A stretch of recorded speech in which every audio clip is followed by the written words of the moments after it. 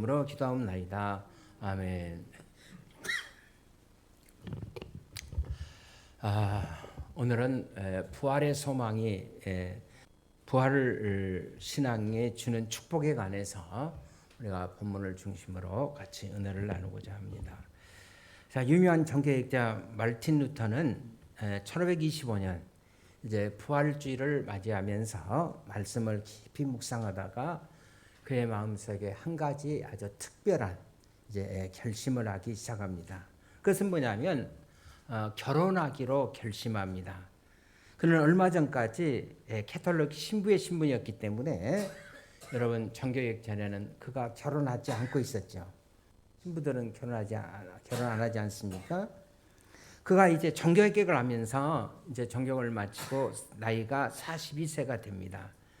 그는 성경을 묵상할수록 가정의 소중함을 깨닫게 되고 가정에 대한 설교를 시작하면서 자신 스스로가 이제 가정 생활을 통해서 살아계신 부활하신 주님의 능력을 드러내고 주님을 온몸으로 경험하고 싶은 이제 그런 열망이 그의 마음속에서 일어나기 시작했습니다.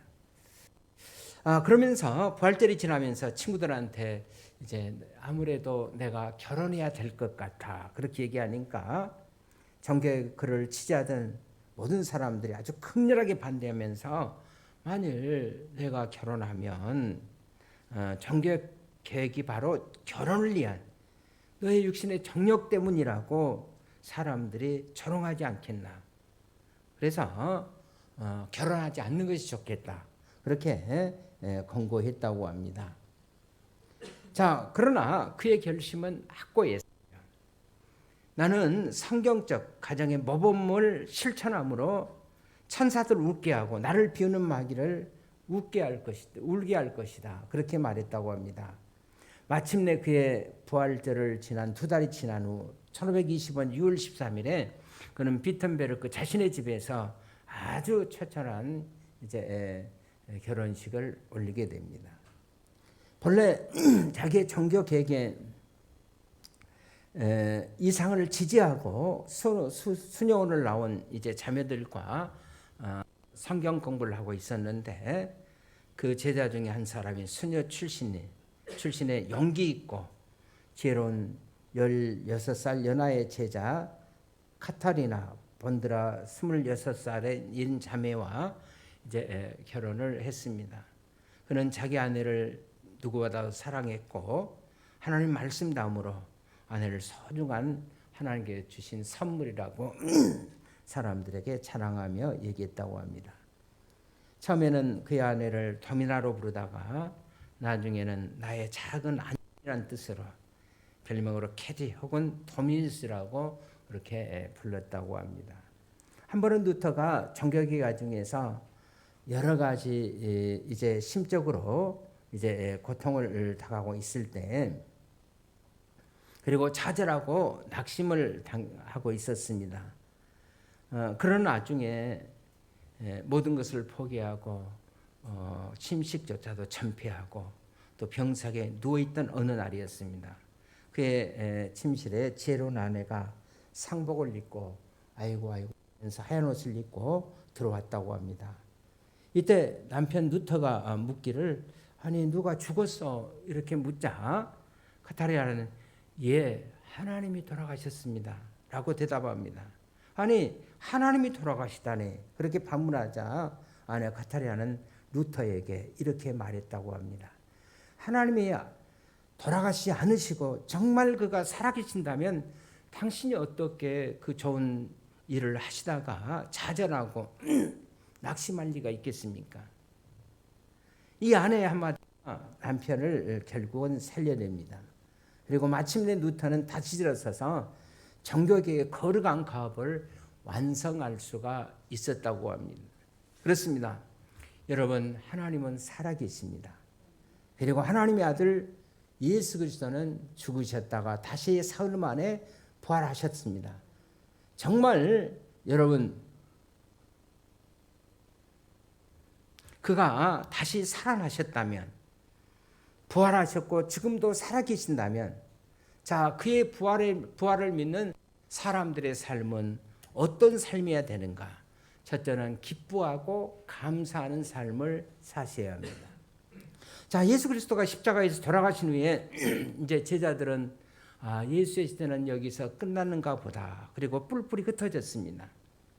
자, 모든 것을 포기하고 고향집으로 어떤 제자들은 가고 있었고, 그래서 우리가 엠마오 도상의 두 제자를 보게 되죠.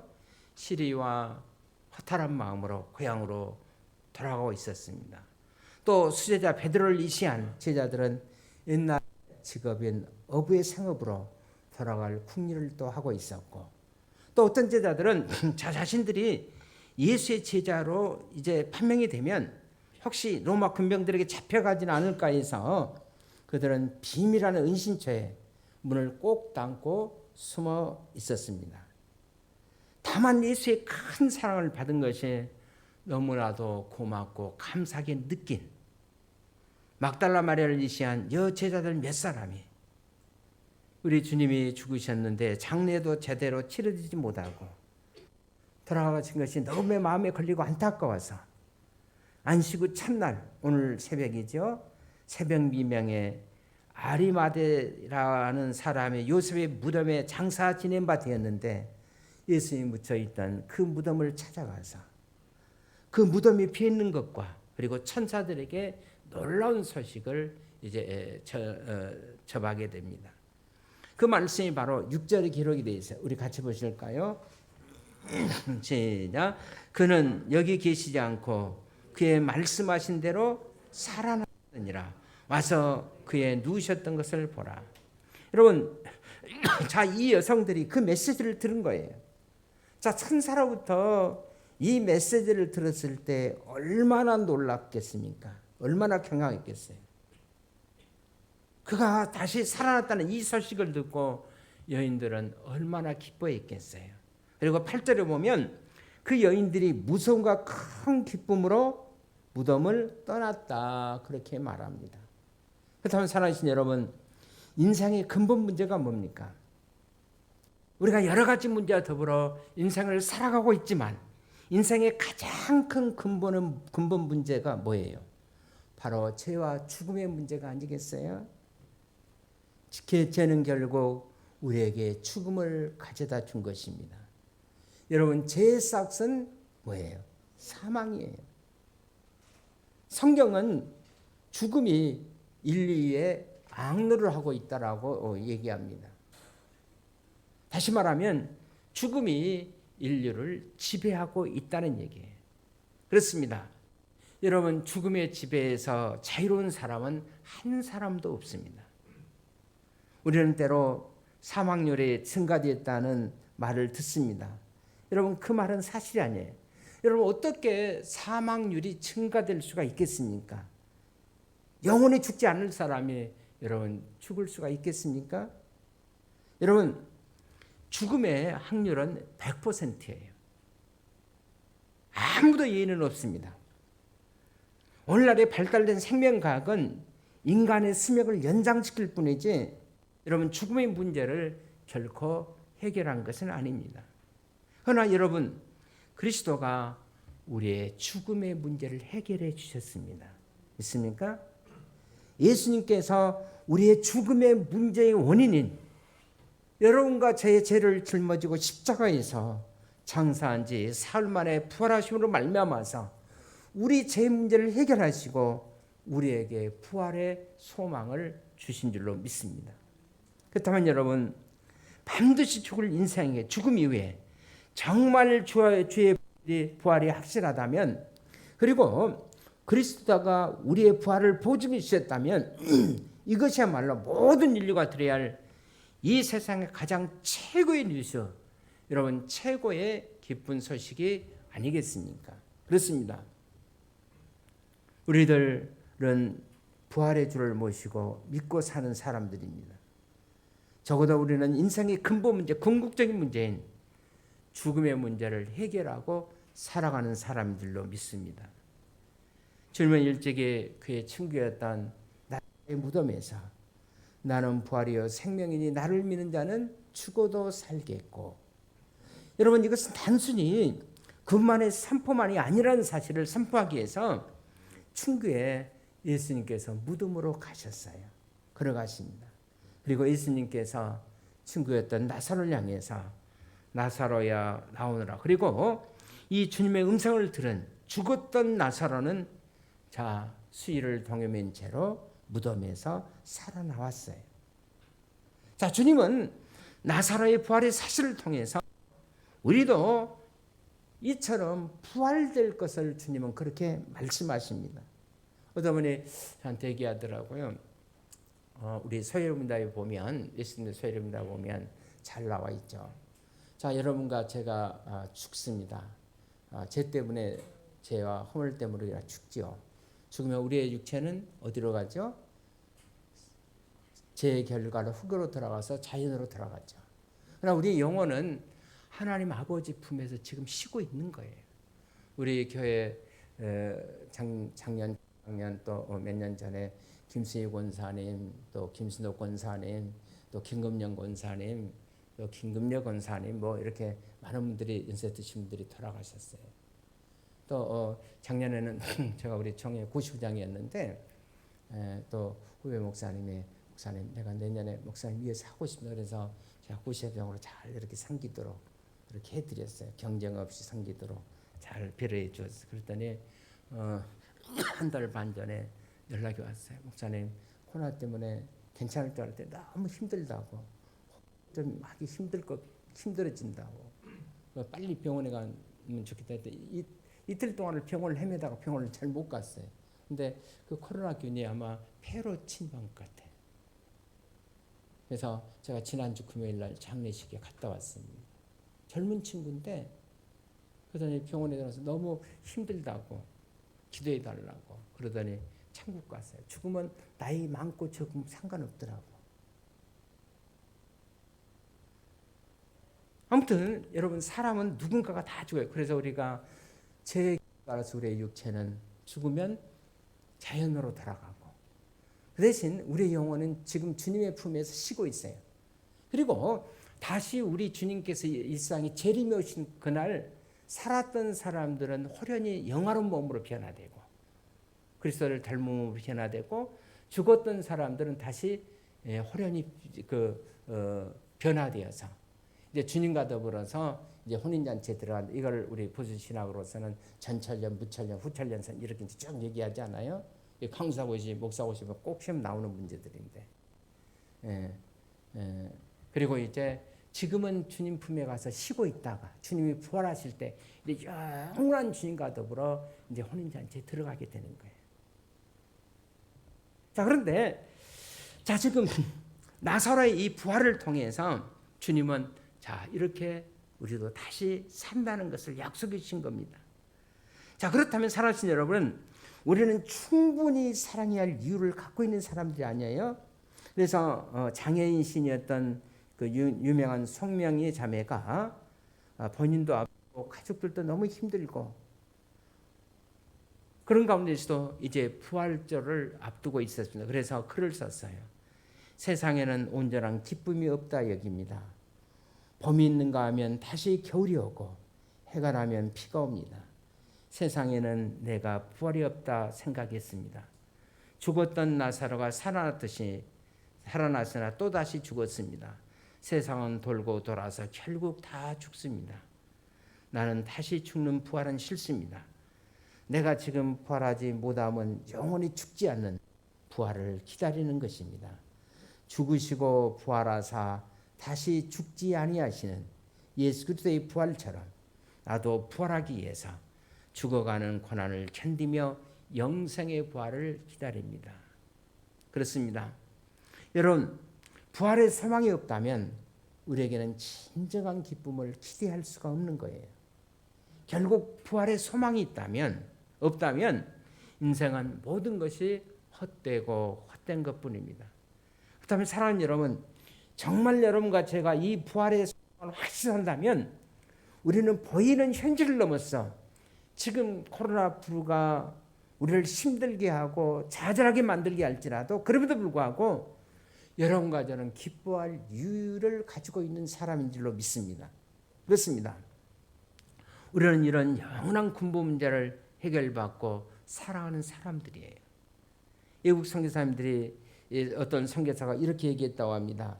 한국 성도님들은 왜 기도만 하면 그렇게 눈물을 흘리고 막 슬퍼합니까? 라고 물었다고 합니다. 그때 목사님이 이렇게 대답했다고 합니다. 한국 성도님들은 예수님의 십자가의 죽음을 늘 묵상해서 그렇게 울면서 기도하는 것 같습니다. 그래서 이 선교사님이 말을 받아서 이렇게 얘기했대. 그러면 한국교회 성도님들은 예수님이 부활하신 것을 잊어버렸나요? 그렇습니다. 여러분, 예수 그리스도께서 다시 살아나셨어요. 그 누구도 정복할 수 없었던 사망의 문제를 해결하셨어요. 그렇다면 여러분, 우리는 기쁨의 인생을 살아가야 할 이유가 있는 사람들입니다. 자, 부활을 믿는 사람들의 삶은 어떤 삶이어야 되는가? 두 번째로 경건의 삶이 되어야 돼요. 다시 말하면 예배의 삶이 되어야 돼. 자, 9절에 있는 말씀 우리 같이 한번 보실까요? 시작. 예수께서 그들을 만나 이르시되 평안히 하시거늘 여자들이 나가 그 발을 붙잡고 경배하니. 자, 이 여제자들이 예수 그리스도가 부활하신 그 순간, 그걸 목격하는 순간, 자, 주님의 발을 붙들고 그들이 뭐 했다고 그랬어요? 경배했다고 그랬어요. 왜 경배했습니까? 그분이 하나님이신 것을 확인했기 때문에. 여러분, 경배는 누구에게만 드리는 거예요? 하나님께만 드리는 거예요. 예수 그리스도의 부활이야말로 그 하나님이신 것을 우리에게 입증하신 것입니다. 그의 신성했던 것을 입증하는 사건이에요. 사도행전 10장 26절에 보면, 자, 고넬로가 자기 보내주신 베드로가 너무 거룩해 보여서 그냥 그 앞에 엎드려 경배하려고 그랬어요. 그때 베드로가 깜짝 놀라면서 말하기, 일어서라, 나도 사람이다, 그렇게 말했어요.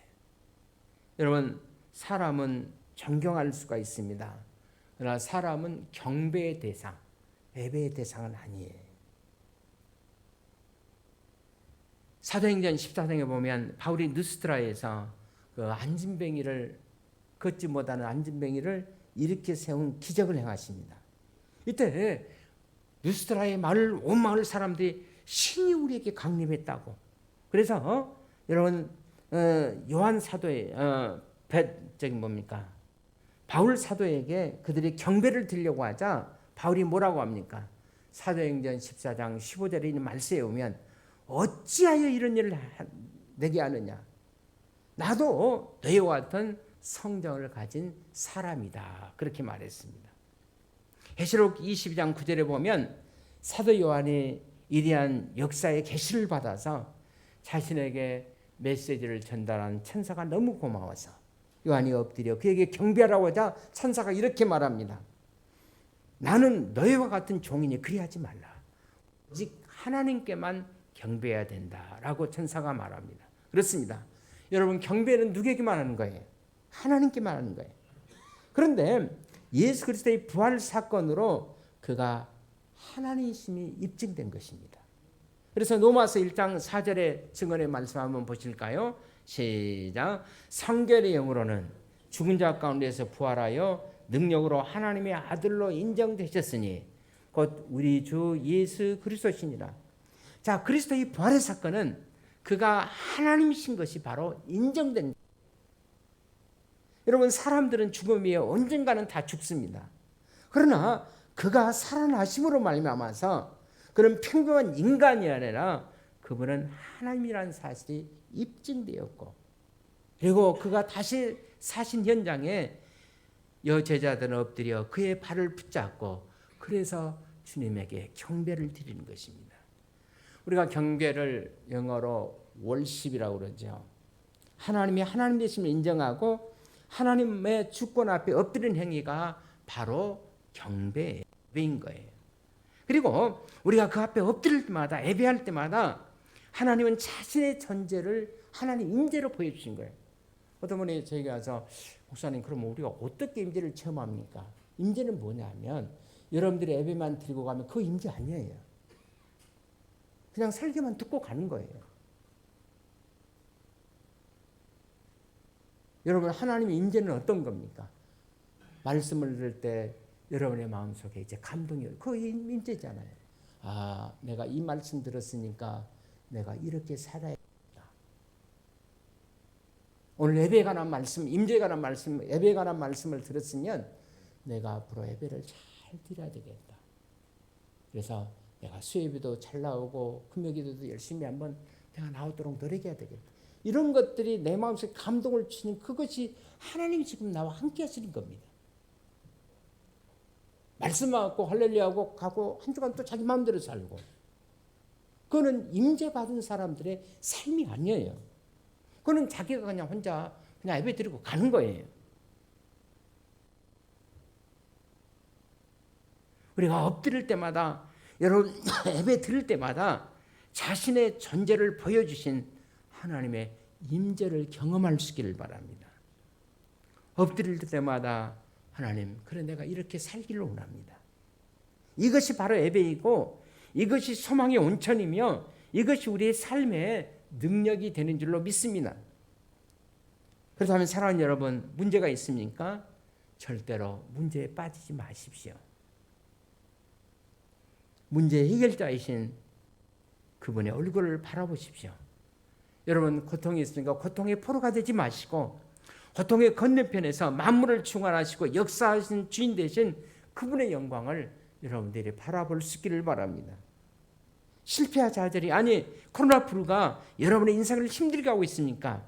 그러나 우리 주님은 실패까지도 모든 것을 협력하여 선을 이루게 하실 부활하신 주님, 살아계신 그 주님을 여러분들이 바라볼 수 있기를 바랍니다. 질병과 죽음의 그림자가 여러분 인생을 힘들게 하고 고통스럽게 하고 있습니까? 이 질병에서 우리를 해방하시고 사망 건너편에서 부활을 약속하시는 여러분 그 부활의 주님을 바라보십시오. 여러분 그것이 바로 예배인 줄로 믿습니다.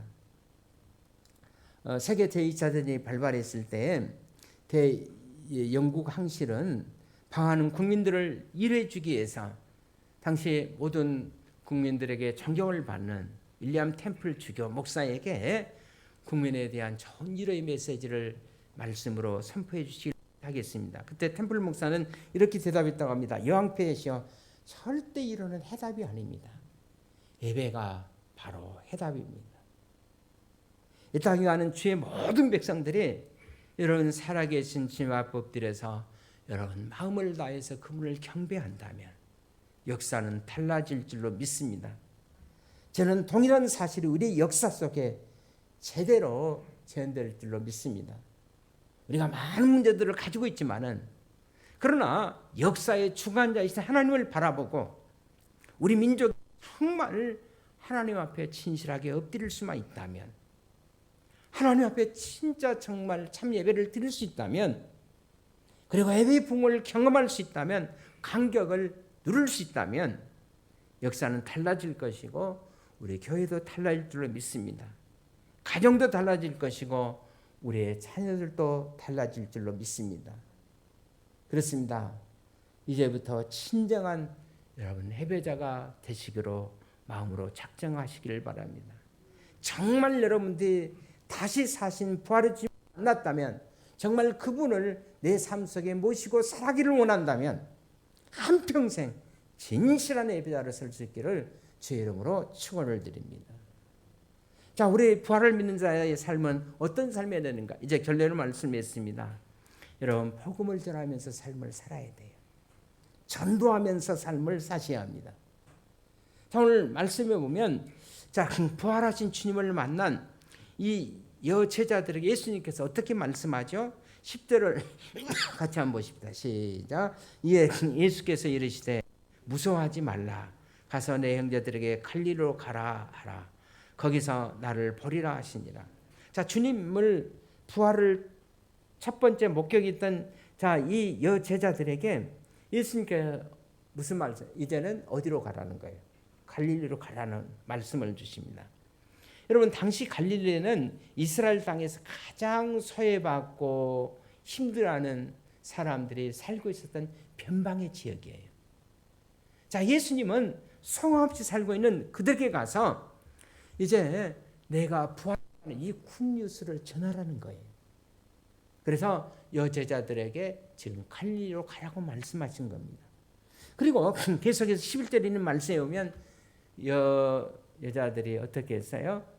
갈제 그랬어요. 여제자들이 예수님 말씀 앞에 순종했어요. 그래서 자, 이 여인들은 부활의 첫 번째 메시지를 전하는 부활의 영광스러운 증인들이 된 겁니다. 자, 예수님은 이 부활의 최초의 증인의 메시지를 전하는 이 명예를 남성들에게, 특히 제자들에게 맡기지 않고 이 여성들에게 맡기셨을까? 남자들이 가서 이 부활의 소식을 전하러 가면 그 소식이 빨리 전해질 수가 있겠는가?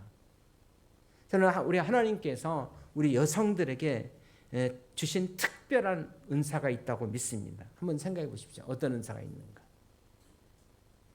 자, 예수님께서 왜 제자들에게, 남성 제자들에게 가서 부활의 첫 메시지를, 내가 살았다는 이 메시지를 갈릴리에 가서 전하라고 하지 않고 여성들에게 말씀하셨는가? 여성들에게 하나님께서 주신 특별한 은사가 있는데, 저는 무엇보다 그것이 입이 싸다, 소문을 잘 퍼뜨리는 은사가 저는 있다고 생각합니다. 그래서 그 외국인의 조크 가운데 자동차에 여성들이 제일 좋아하는 차가 뭐 BMW라고 그러죠. 그 이제 좋은 차 아닙니까? 근데 그런 유머가 있어요. 자동차에 대한 유머가 있는데, BMW를 여성들이 좋아하는데 영어의 차자예요. B는 비그, 크다는 뜻이고, 그다음에 M은 마우스, 입이란 뜻이고, W는 뭐죠? 우먼, 여성. 그러니까 여성들의 입이 크다, 입이 싸다는 거예요. 여러분, 전도는 결코 여성들만 하는 의무는 아니라고 생각합니다. 전도는 모든 그리스도인의 책임이에요. 여러분, 정말로 여러분들이 남편을 사랑하십니까? 대답 안 해요. 우리 남성들이 묻습니다. 정말 아내를 사랑하십니까? 우리 김영현 장로 예배 마치면 꼭 조명소자 손잡고 가더라고. 좋은 모습이에요. 어떨 때 좀 뒤따라가면서 보면 민망하기도 하고. 그래도 조용해요. 하여튼 좋습니다. 정말 여러분들이 남편 사랑하고 아내 사랑한다면, 그리고 여러분 정말 자녀들이 소중한 생각이면 일단 복음을 전해요. 사랑한다면서 반드시 죽음은 있습니다. 지옥 가도록 나도 그건 사랑하지 않는 거예요. 자녀를 사랑한다면 어떤 방법을 통해서 예수 그리스도의 복음을 전해줘야 돼. 다른 것은 다 수용하지 않는데 교회 안 가는 것은 수용하더라고요. 그래, 네 알아서 해. 여러분, 정말 예수께서 부활하신 사실을 믿는다면 안 믿는 남편에게, 교회만 왔다 갔다 하는 아내에게, 교회도 안 나오는 자녀들에게 예수 그리스도가 부활했다는 사실, 천국과 지옥이 있다는 사실을 분명히 여러분들이 전할 수 있기를 바랍니다. 과거 독일 나치 항거하던 그룹 중에 복음주의 연맹, 긴급동맹이라는 조직이 있습니다. 이 조직을 이끌던 지도자가 그 유명한 말틴 니물러라는 목사님이에요.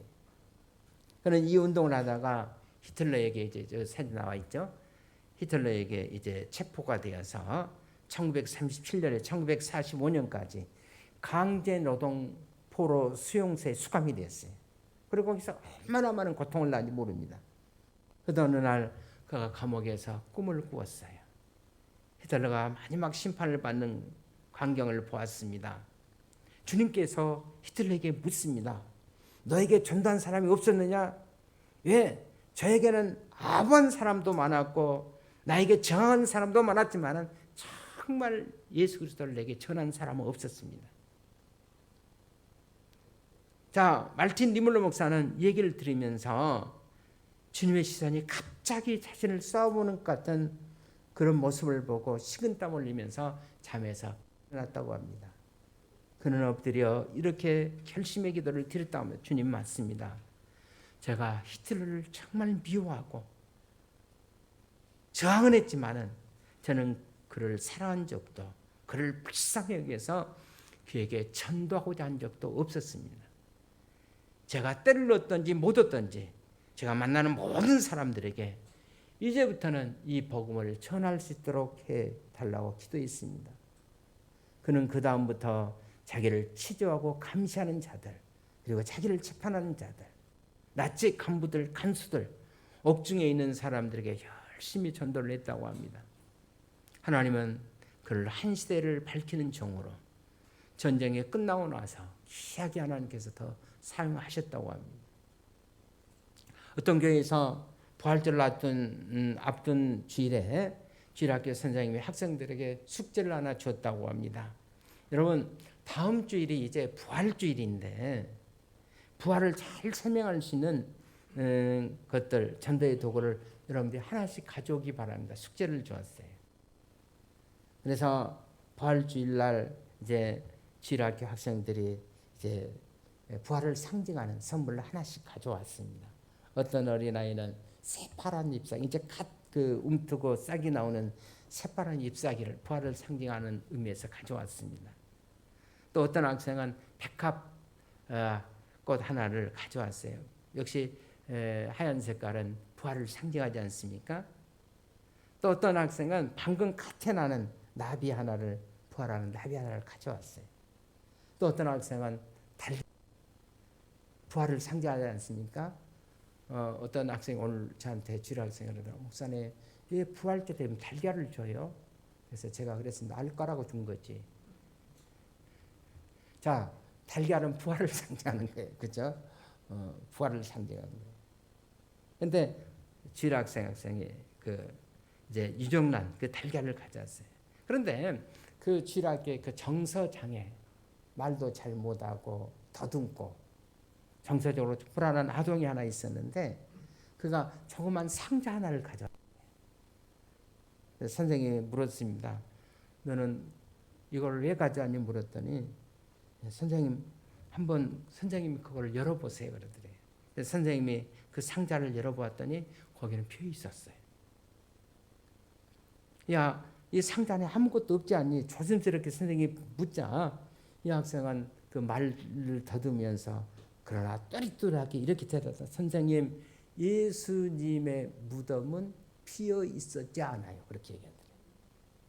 여러분, 저는 가장 부활의 훌륭한 거라고 믿습니다. 그렇습니다. 예수님의 무덤은 살아나셨기 때문에 비어 있었습니다. 그는 사망의 권세를 깨뜨리시고 다시 부활하시고 승리하신 것입니다. 그는 산 자와 죽은 자의 유일한 희망이 되셨어요. 여러분, 그를 인해서 기뻐하십니까? 기쁨의 삶을 사시길 바랍니다. 그리고 그로 인해서 날마다 주님을 경배하고 정말 예배 드리는 삶을 사십시오. 그리고 그를 칭송하는 삶을 사십시오. 때를 얻든지 못든지 말입니다. 이 한평생 예수를 경배하는 진지한 예배자로 여러분들이 그렇게 살아갈 것을 결단하십시오. 정말로 예수께서 부활하신 것을 여러분들이 믿는다면 그분은 우리의 소망이 되어주실 겁니다. 그분은 우리의 희망이 되어주시고 우리의 영원한 구원이 되어줄 줄 믿습니다. 이것이 바로 부활을 믿는 자의 삶이요, 이것이 바로 여러분과 제가 이 땅에 살아갈 이유가 되는 줄로 믿습니다. 부활을 증거하면서 감격해 하는 삶, 이것이 바로 부활주일날 하나님께서 우리에게 주신 메시지입니다. 우리 기도하겠습니다. 하나님 아버지, 부활의 소망을 우리에게 주심을 감사합니다. 우리는 부활을 믿는다고 합니다.